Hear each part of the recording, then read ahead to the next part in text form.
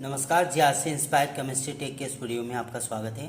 आइए रासायनिक बल गतिकी के अंतर्गत बहुत ही महत्वपूर्ण बिंदु, परीक्षा उपयोगी महत्वपूर्ण बिंदु, शून्य कोटि की अभिक्रिया क्या है, इस महत्वपूर्ण बिंदु को हम उदाहरण सहित जानेंगे। तो बने रहिए इस वीडियो के अंत तक। और यदि आप चैनल पर नए हो तो चैनल को सब्सक्राइब कीजिए ताकि आप इस प्रकार से महत्वपूर्ण प्रश्नों के वीडियो देख सकें। तो आइए जानते हैं शून्य कोटि की अभिक्रिया क्या होती है। तो बहुत सारी ऐसी रासायनिक अभिक्रियाएं होती है जिसमें अभिक्रिया की दर क्रिया कारकों के सांद्रण पर निर्भर नहीं करती है, अर्थात ऐसी अभिक्रियाओं की कोटि शून्य मानी जाती है।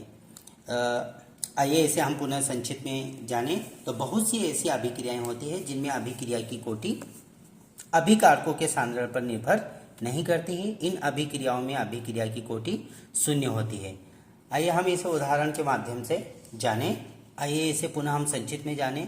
तो बहुत सी अभिक्रियाएं ऐसी होती है जिनमें अभिक्रिया की कोटि अभिकारकों के सांद्रण पर निर्भर नहीं करती। तो ऐसी अभिक्रियाओं में अभिक्रिया की कोटि शून्य होती है। उदाहरण, धात्विक प्लेटिनम के संपर्क में अमोनिया का विघटन।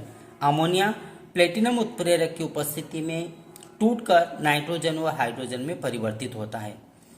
अर्थात यहाँ पर अमोनिया का सांद्रण चाहे कितना बढ़ा दे, जब तक प्लेटिनम उत्प्रेरक नहीं होगा अमोनिया टूटकर नाइट्रोजन और हाइड्रोजन में परिवर्तित नहीं होगा।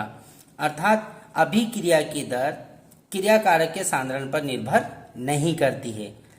जब अभिक्रिया की दर क्रियाकारक के सांद्रण पर निर्भर नहीं करती है तो अभिक्रिया की कोटि शून्य होती, क्योंकि अभिक्रिया उत्प्रेरक की प्रेजेंस में संपन्न हो रही है। अतः हम कह सकते हैं बहुत सी अभिक्रियाएं ऐसी होती जिनमें अभिक्रिया की कोटि अभिकारकों के सांद्रण पर निर्भर नहीं करती। अर्थात अमोनिया का चाहे सांद्रण कितना भी बढ़ा दें, नाइट्रोजन और हाइड्रोजन में कन्वर्ट नहीं होगा जब तक कि उत्प्रेरक प्लेटिनम उपस्थित न हो। तो अभिकारकों के सांद्रण पर निर्भर नहीं करती। तो ऐसी अभिक्रियाओं में अभिक्रिया की कोटि शून्य होती है।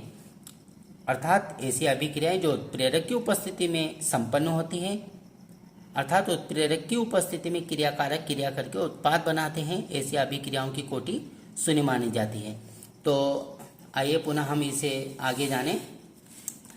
प्रायोगिक रूप में पाया गया है कि अभिक्रिया की दर अभिकारक के सांद्रण पर निर्भर नहीं करती है। अतः क्रियाकारक के संदर्भ में अभिक्रिया की दर बराबर minus delta X upon delta T is equal to K into NH3 का सांद्रण 0।